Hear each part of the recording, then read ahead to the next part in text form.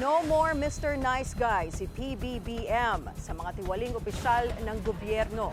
Sa katunayan, dalawa na ang nasibak mula sa Overseas Workers Welfare Administration or OWA. Ang detalye sa agenda report ni Pierre Pastor. Pinagtutuunan ng pansin ngayon ng Administrasyong Marcos ang performance review ng mga opisyal ng gobyerno na magiging basihan kung sisibakin o pananatilihin ba sila sa pwesto. Sa unang podcast ni PBBM, nabanggit niyang gusto niyang maging mabagsik pagdating sa paglaban sa katiwalian at ang kailangan lamang daw manatili sa pwesto ang mga totoong nagtatrabaho.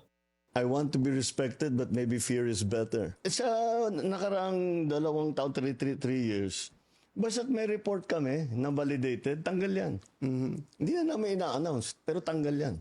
Kailan lang ay naalis sa pwesto si OWA Administrator Arnel Ignacio at tauhan nito na si Emma Sinclair. Kinumpirma ni UC Claire Castro sa Palace Briefing na sinibak sina Ignacio at Sinclair at hindi pinag-resign. May kinalaman ito sa 1.4 billion peso land acquisition deal na ginawa ni Ignacio nang walang pahintulot ng DMW. Sa gagawing performance review, titignan din kung bakit mabagal ang pagbaba ng serbisyo publiko sa tao at kung ano ang mga paraan para mapabilis ito.